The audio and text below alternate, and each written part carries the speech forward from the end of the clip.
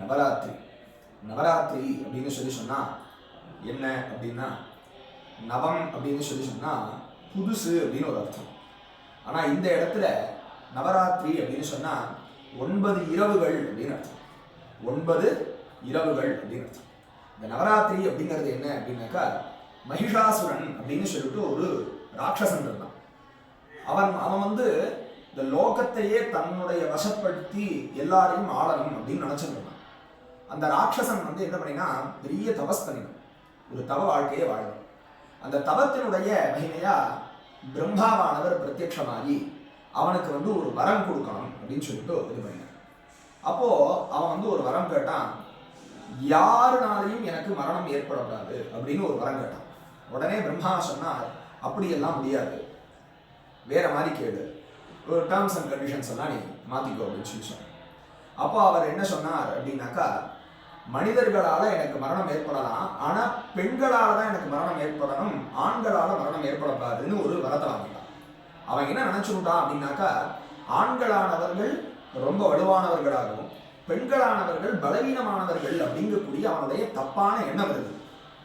சுவாமியும் என்ன பண்ணிட்டார், சரி அப்படின்னு ஒரு வரத்தை கொடுத்துட்டார். அந்த வரத்தை வச்சுட்டு அந்த மகிஷாசுரன் அப்படிங்கக்கூடியவன் தேவர்கள் மனுஷியர்கள் எல்லாரையும் ரொம்ப சிரமப்படுத்திட்டு இருந்தான். அடுத்தவர்களுக்கு கெடுதல் பண்ணிட்டு இருந்தான்.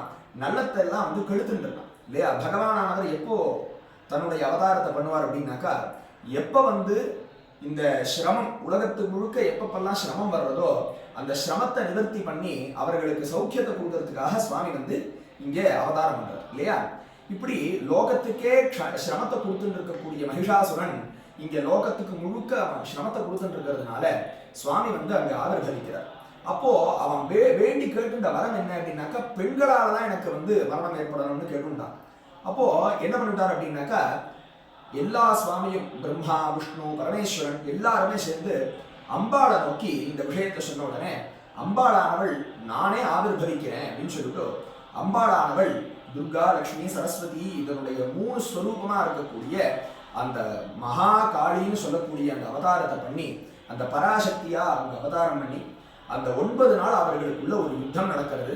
அந்த 9 நாள்ல அம்பாள் வந்து அந்த மகிஷாசுரனோட வதம் பண்ணி 10வது நாள் அப்படிங்கக்கூடிய நாள் வந்து விஜயதசமி அப்படின்னு.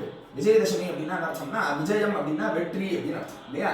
9 நாள் யுத்தம் பண்ணி 10வது நாள்ல அம்பாள் வந்து மகிஷாசுரனை வென்று இந்த லோகத்தை காப்பாத்தினதுனால அந்த 10 நாள் தான் நம்ம நவராத்திரி அப்படின்னு சொல்லிட்டு கொண்டாடுறோம். நவராத்திரின்னு வர்றது அப்படின்னாக்கா 9 நாட்கள் துர்கா லக்ஷ்மி சரஸ்வதி அப்படின்னு சொல்லிட்டு 3 ரூபங்கள். அதாவது வீரம் அப்படின்னு சொன்னா துர்கா பரமேஸ்வரி, நல்ல தைரியமா இருக்கணும், வீரத்தோட இருக்கணும் அப்படின்னா துர்கா பரமேஸ்வரி.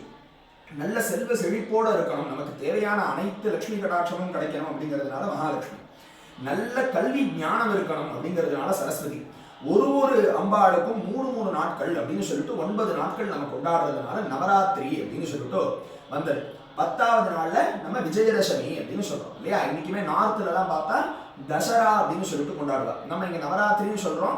10வது நாளான விஜயதசமியை ஆயுத பூஜையா நம்ம கொண்டாடுறோம். இப்படி நவராத்திரியான இந்த 9 நாட்கள்ல நம்ம இந்த அம்பாளை நம்ம வச்சு வழிபடுறதுனால நமக்கு அத்தியாவசியமான தேவையான கல்வி செல்வம் வீரம் இது 3மே நமக்கு கிடைக்கிறது அப்படிங்கக்கூடிய விஷயத்தை நமக்கு உணர்த்துறதுக்காக தான் இந்த நவராத்திரி அப்படிங்கிறது ஏற்பட்டது. எப்படி நம்ம பரமேஸ்வரனுக்கு சிவராத்திரின்னு ஒரு நாள் இருக்கோமோ, அப்படி அம்பாளுக்கு நவராத்திரி 9 நாட்கள் இந்த விரதத்தை நம்ம அனுஷ்டானம் பண்ணினோம்னா நமக்கு தேவையான கல்வி செல்வம் வீரம் அப்படின்னு சொல்லக்கூடிய 3 அத்தியாவசியமான விஷயங்கள் நமக்கு எல்லா விதமான சௌக்கியத்தோட நமக்கு இதெல்லாம் கிடைக்கும் அப்படிங்கிற நம்பிக்கையில இந்த நவராத்திரியை நம்ம கொண்டாடிட்டு இருக்கோம். இப்படி இந்த நவராத்திரியில எல்லாரும் அவரவர்களுடைய இல்லத்துல இந்த அம்பாளை உபாசனை பண்ணி நவராத்திரியில பார்த்தீங்கன்னாக்கா கொலு அப்படிங்கக்கூடிய ஒரு விஷயம் பண்ணுவாங்க. அந்த கொலு அப்படின்னா என்ன அப்படின்னாக்கா, அதுல வந்து ஒரு சாதாரணமா ஒரு 3 படி 5 படி 7 படி 9 படி 11 படின்னு அவரவர்களுடைய சக்திக்கு ஏற்ப பொம்மைகள்லாம் வச்சு அடுக்குவாங்க. பார்த்துருக்கீங்களா? அதுல மரம் செடி கொடிகள் இருக்கும், மிருகங்கள் இருக்கும், மனுஷர்கள் இருப்பா, தேவர்கள் இருப்பா, ஞானிகள் இருப்பா, சுவாமி இருப்பா இல்லையா. எல்லாமே அதுல இருக்கும். அப்படின்னா என்ன அர்த்தம்னா, அம்பாளானவள் இந்த லோகம் முழுக்க இருக்கா. அனைத்து ஜீவராசிகள்கிட்டையும் சக்தி தத்துவமா இருக்கக்கூடியவள் அந்த அம்பாள் தான் அப்படின்னு அர்த்தம். அதுக்காக தான் அனைத்து பொம்மைகளையும் வச்சுட்டு இருக்கோம். அதுக்கு என்ன அர்த்தம் அப்படின்னாக்கா, இந்த மண்ணுல இருந்து தான் நமக்கு இந்த சரீரமானது வர்றது இல்லையா. இந்த சரீரம் அப்படிங்கிறது வந்து பிருத்வி தத்துவம். பிருத்வினா பூமி அப்படின்னு அர்த்தம் இல்லையா. அந்த பிருத்வினால ஏற்படுத்தப்பட்டது தான் அந்த பொம்மை எல்லாம் இல்லையா. அப்படி இந்த மண்ணுல இருந்து ஆரம்பிச்சு திரும்பி இந்த மண்ணுக்கே நம்ம போகக்கூடிய இந்த தன்மையை தான் அந்த கொலு அப்படிங்கிற விஷயத்த நம்ம சொல்றோம் இல்லையா. அப்படி இந்த அனைத்து ஜீவராசிகள்கிட்டையும் அண்ட சராச்சரத்தையும் ஆளக்கூடிய ஒரு சக்தி என்னன்னா அதுதான் அம்பாள் இல்லையா. அப்படி நம்ம வந்து அந்த கொலுவை வச்சுட்டு அந்த 9 நாள்லையும் அம்பாளை வழிபட்டு அம்பாளுக்கு இருக்கக்கூடிய ஸ்தோத்திரங்கள் பூஜைகள் இதெல்லாம் நம்ம என்ன ஸ்ரத்தா பக்தியோட பண்ணிட்டு அம்பாளுடைய ஸ்வரூபமா இருக்கக்கூடிய சுவாசினி அப்படின்னு சொல்லக்கூடிய பெண்கள், திருமணமான பெண்கள், திருமணமாகாத சின்ன வயசுல இருக்கக்கூடிய கன்னிகா பெண்கள், இவர்களெல்லாம் சாட்சாத் அம்பாளாகவே பாவிச்சு அவர்களுக்கெல்லாம் பூஜை பண்ணி அவர்களுக்கு தேவையான வஸ்திரங்கள் கொடுத்து அவர்களுடைய ஆசீர்வாதத்தை வாங்கிட்டா அம்பாளானவள் நமக்கு தேவையான அனைத்தையும் கொடுக்குறா அப்படிங்கிறது ஐதீகம். இப்படி நவராத்திரி விரதம் அப்படிங்கிறது எல்லாரும் பிரதி மனிதனும் இதை வந்து கொண்டாடணும். அவரவர்களுடைய சக்திக்கு ஏற்ப இந்த நவராத்திரியை நம்ம கொண்டாடணும். இப்படி வருஷா வருஷம் நமக்கு 4 நவராத்திரி அப்படிங்கிறது வரும். பெரும்பாலும் இந்த 4 நவராத்திரி எல்லாரும் கொண்டாடுறது இல்லை. முக்கியமா இருக்கக்கூடிய நவராத்திரிங்கிறது இந்த சாரதா நவராத்திரி, சரண் நவராத்திரின்னு சொல்லக்கூடிய இந்த நவராத்திரி. இந்த புரட்டாசி மாசத்துக்கு அப்புறம் அந்த இது முடிச்சுட்டு வரக்கூடிய நவராத்திரி தான் இந்த சாரதா நவராத்திரி அப்படிங்கிறது. இதை எல்லாரும் ஸ்ரத்தாபக்தியோட கொண்டாடும் பொழுது அவர்களுக்கு கல்வி, செல்வம், வீரம் இப்படின்னு சொல்லக்கூடிய அத்தியாவசியமான தேவைகள்லாம் பரிபூர்ணமா கிடைக்கிறது அப்படிங்கிறது நம்மளுடைய ஐதீகம். இதனாலதான் இதெல்லாம் கிடைக்கிறதுனாலதான் நம்ம வந்து தொன்று தொட்டு இதை விடாம நம்ம ஆசிரியச்சுட்டு இருக்கிறோம். அதனால இந்த நவராத்திரியில எல்லாரும் அந்த அம்பாளை உபாசனை பண்ணி சகல சௌக்கியத்தையும் அடையணும் அப்படின்னு சொல்லிட்டு நம்ம பிரார்த்தனை பண்ணோம்.